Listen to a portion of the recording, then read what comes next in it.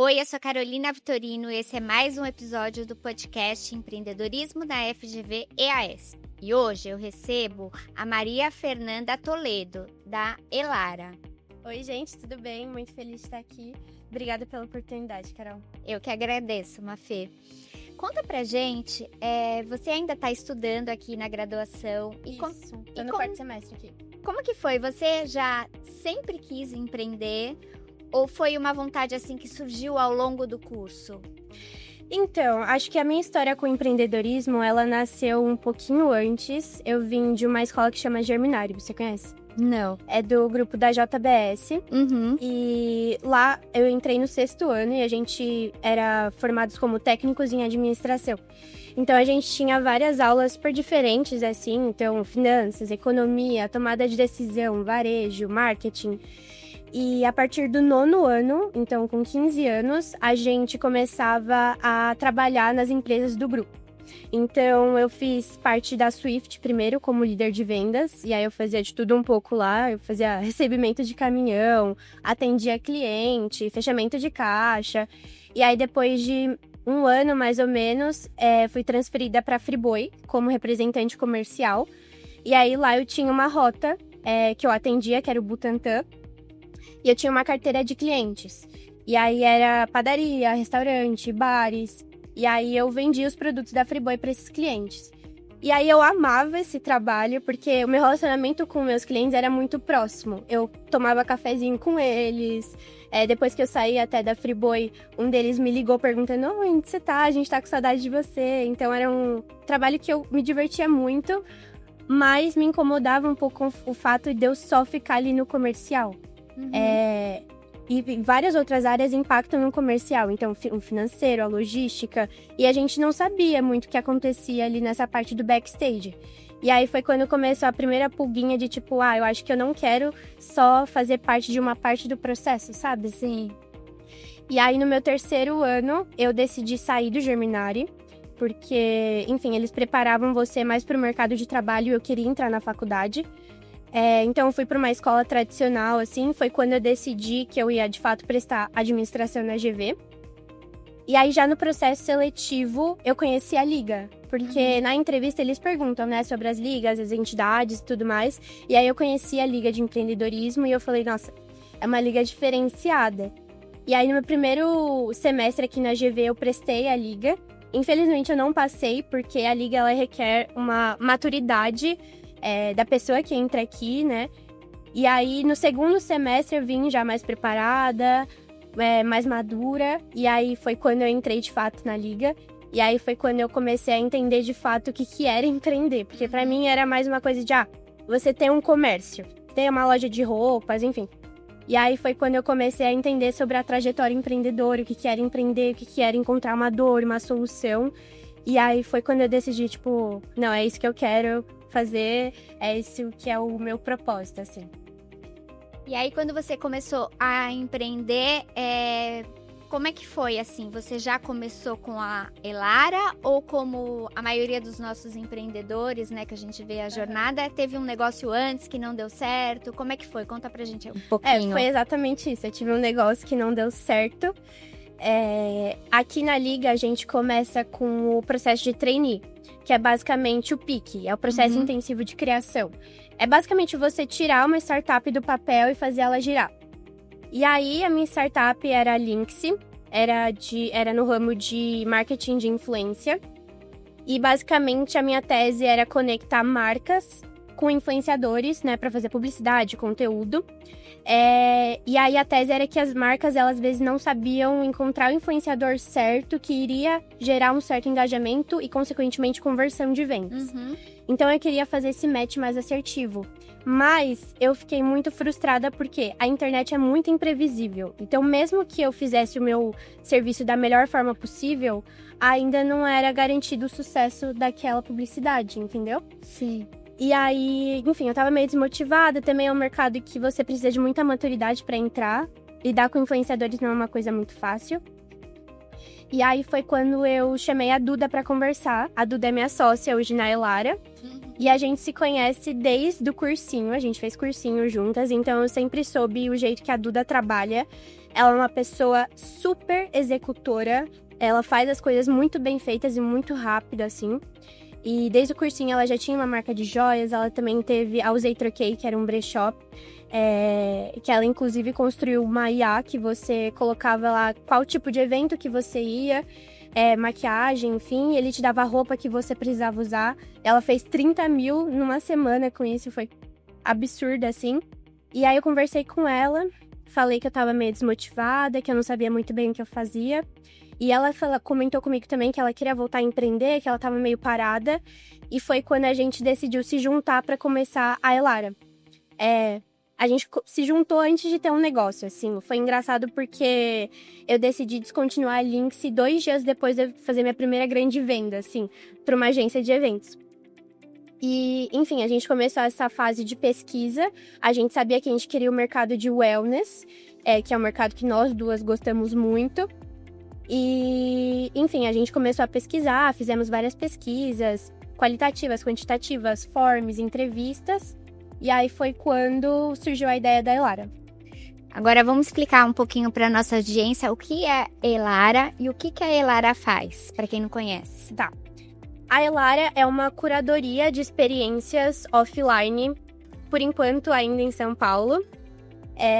Então, basicamente, a gente faz a intermediação entre pessoas que estão procurando por experiências criativas, trabalhos manuais. Então, por exemplo, uma cerâmica, fazer pintura, gastronomia, tufting, que é uma aula que você cria seu próprio tapete, com estabelecimentos, então escolas, ateliês, estúdios, que oferecem esse tipo de experiência. Uhum. Então, a gente faz essa intermediação. Tá. Mas a gente também tem uma outra vertente, que é o Elara Originals, que é basicamente a gente que monta o evento, a experiência. Então, a gente conecta fornecedores, o professor que vai dar aula, a gente compra tudo que vai precisar. Então, vários eventos a gente faz com drinks, aperitivos, a gente faz o aluguel do espaço. Então, é um evento feito e gerenciado totalmente por nós. Uhum. Então, são essas duas vertentes. E nosso propósito é basicamente desconectar as pessoas do mundo online e trazer elas para o mundo offline um pouquinho. Porque essa é uma dor que a minha geração, pelo menos, sente muito. Que tá viciada no celular, mas não sabe como desviciar, assim, né? Não sabe quais caminhos ir, enfim, não sabe o que fazer. Tá. Então, esse é o nosso propósito. E com a Elara, assim, qual você acha que foi a sua principal barreira, assim, que você teve que transpor, assim? Conta pra gente como é que você fez para transpor essa principal barreira. Então, é uma pergunta engraçada, porque acho que no começo de toda startup, tudo é uma barreira, né? Uhum. Você decidir qual que é o seu modelo de negócio, decidir o seu ICP, decidir como é que você vai captar cliente. Tudo chega a ser uma barreira, uma dificuldade, porque você não sabe muito bem o que é. Às vezes você tem uma hipótese de alguma coisa, mas na verdade é outra. Então, por exemplo, a gente tinha a hipótese de que nosso público-alvo era meninas da nossa idade, universitárias, mas na verdade são mulheres adultas que buscam por esse tipo de experiência.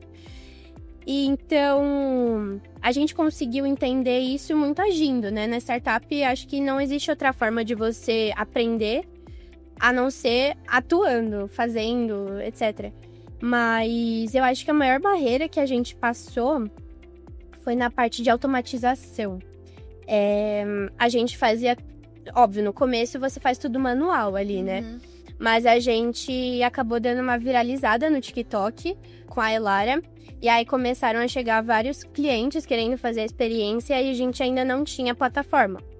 Então, era tudo no manual ali, enviar link de pagamento, depois colocar na planilha financeira, mandar mensagem pro fornecedor, era tudo manual e a gente tava ficando meio louca, assim. Sim. Mas a gente conseguiu lançar a plataforma na mesma semana, então foi um alívio, assim. E graças a Duda, que ficou responsável por essa parte do desenvolvimento da plataforma. Então foi bem bom, foi bem no timing, assim, certinho. E como que é o time de vocês, assim? Só você e a Duda? Tem mais... só eu e a Duda. Então, a gente... Logo no começo, a gente já quis chamar um terceiro sócio pra ficar com essa parte de desenvolvimento da plataforma. Sim. Mas por um desalinhamento de expectativas, ele acabou saindo. E aí a Duda foi ótima, assim, porque ela pegou essa responsabilidade de fazer o site para ela. Ela já tinha experiência antes com fazer plataforma, site. E aí ela pegou para fazer isso e agora ficou ótimo, assim. A gente tá cada vez mais aprimorando o site, né? A jornada do usuário no site. E aí tá ficando bem, bem legal, assim. Tá. E você cuida de qual parte, assim? Do marketing, da divulgação? Eu cuido mais da parte do comercial e do marketing. Então, essa parte de conteúdo, o que postar, tanto no LinkedIn, Instagram, TikTok, tanto na parte do Clube Elária, que é o grupo do WhatsApp que a gente tem hoje, com mais de 550 membros que estão ali esperando divulgações, lançamentos, atualizações. E essa parte do comercial também, né? De responder clientes, tirar dúvida, perguntas frequentes, esse tipo de coisa. Tá. E a gente trazendo um pouco para o ecossistema empreendedor da FGV, você já chegou a usar alguma parte desse ecossistema, assim, desde a sua primeira startup e agora com a Elara? Então, acho que eu usei tudo, assim. Acho que sem o ecossistema da FGV, eu ainda estaria com a mentalidade de que empreender é você ter um comércio. Aqui eu aprendi muito sobre trajetória empreendedora. Então, como tirar um negócio do papel, como encontrar uma dor, como personalizar uma solução. E foi a minha primeira base, assim, que eu tive aqui na Liga de Empreendedorismo. Foi muito bom. E aí, quando eu terminei o meu processo de trainee, eu ganhei o PIC. Então, foi uma oportunidade, foi uma conquista que me gerou muitas oportunidades, me abriu muitas portas, entre elas, entrar na aceleração da FGV Ventures, que é a aceleração de startups aqui da GV, com a Lynx ainda. E aí foi lá onde eu conheci mentores fantásticos, assim, a Andrea França, que foi mentora de destaque na Ventures, a Bianca, que foi inclusive uma das pessoas que me ajudou a entender que eu não queria mais fazer parte da Lynx.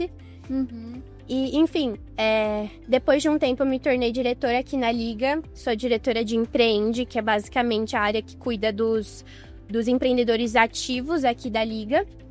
E estar nessa posição me colocou em vários lugares que eu não imaginaria estar. Então, fiz parte de Demo Days, da New Hack, do Rodrigo Terron, do processo seletivo que leva jovens empreendedores para a Suíça, que você tem que fazer um pitch em inglês. E atualmente a Elara, ela tá na pré-aceleração da FGV Ventures. Então, a gente tá aí como se fosse nessa parte da incubação. E a nossa mentora é incrível, assim, a Isabela. Ela é especialista em finanças, inovação, startup early stage, principalmente. Então, esse networking que a gente faz é muito importante, agrega muito para a Elara, que é a startup que a gente está construindo hoje. E, Mafê, qual que você acha que é o próximo passo da sua startup agora?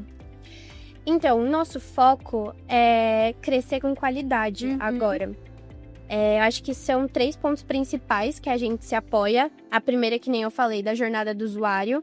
A gente tá todo dia melhorando alguma coisinha no site para deixar a interface mais intuitiva, deixar mais fácil, mais bonito, design melhorado. Então, a gente tá cada dia melhorando isso. O segundo é mais nessa questão de expansão da curadoria, mas de um jeito muito excepcional, trazer parceiros para a plataforma, não só por trazer, mas pensando num lugar agradável, num professor simpático que envolve a turma, numa aula legal. Então a gente quer fazer essa curadoria do melhor jeito possível. E a terceira coisa que eu acho que é essencial, assim, para quem é founder, para quem tem startup, é a construção de uma comunidade. Que nem eu falei, a gente tá com o Clube Elara. E são pessoas que gostam muito da gente, é muito legal de ver isso. São pessoas que gravam vídeos falando sobre a gente, indicando a gente, fazendo publicidade sobre a gente, sem a gente conhecer a pessoa, assim, sem... São advogados da marca. Exato. Que fazem conteúdos ali pra gente, vlogs das aulas. Tem até gente que marca a gente no TikTok em vídeos de possíveis parceiros pra gente entrar em contato. Então, é bem legal, assim, ver o quanto as pessoas gostam da marca e de tudo que a gente tá construindo, assim. E como que vocês rentabilizam o negócio de vocês? Então, nosso modelo de negócio é por comissão. Então, a aula do parceiro tem um valor X, a gente pega 10% de desconto e dá para os nossos clientes na plataforma, e a gente pega mais 20% de comissão para a Elara. Então, é assim que a gente monetiza hoje. E os eventos que a gente faz, né, o Elara Originals, a gente faz a precificação mesmo, aí não é mais comissão. Tá. E se você pudesse dar um recado, assim, para quem quer empreender, o que você diria, assim, para quem tem esse sonho de empreender, assim, baseado na sua jornada? Eu acho que nesse período que eu estive na Liga, algumas pessoas vieram falar comigo sobre essa questão de empreender, que queriam empreender, não sabiam como. E já vinham com a ideia, assim, de... eu tenho essa ideia, você acha legal? Só que a pergunta acho que não é essa. A pergunta é, você tem uma dor real? Acho que hoje as pessoas, elas focam muito mais na solução do que na dor em específico, sabe? Então, às vezes, elas falam assim, eu não quero empreender, eu não sei como começar a empreender, porque eu ainda não tive a ideia. Mas não é a ideia que você precisa ter, você precisa pesquisar o mercado, entender qual que é a demanda daquele mercado, e aí sim pensar numa ideia. Então, acho que o meu maior conselho é esse, se apaixone pela dor e não pela solução. E seja muito resiliente, porque startup é assim, você toda hora tá pivotando, mudando de tese, fazendo novas coisas, ou até descontinuando algum negócio.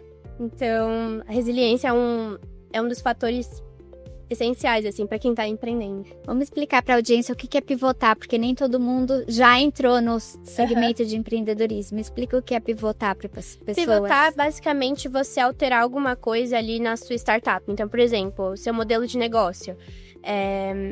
Hoje, por exemplo, a gente trabalha com comissão, mas a gente estaria pivotando o modelo de negócio, transformando numa mensalidade, por exemplo. Então, não necessariamente você parar com uma empresa e começar outra, mas sim mudar algumas coisas naquela mesma startup. Tá.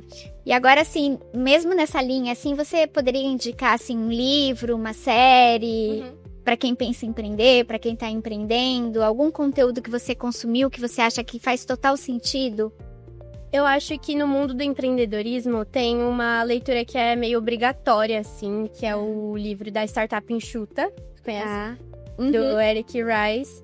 E é basicamente, para mim, um manual do empreendedorismo. Ele fala muito sobre MVP, como construir um MVP.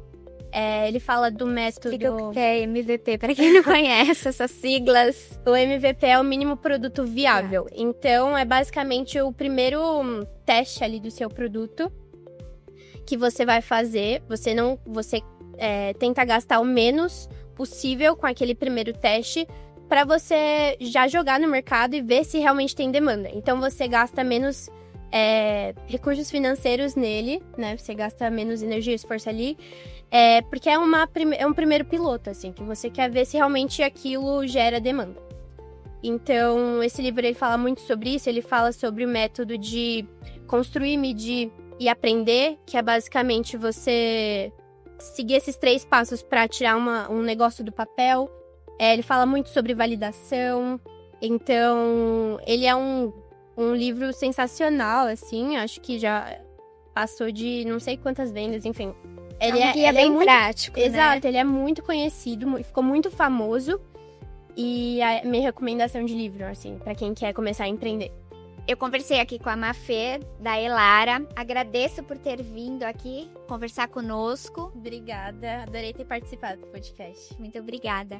E eu convido você a conferir os demais episódios do nosso podcast no YouTube da FGV e no Spotify da FGV EASP. Tchau, tchau!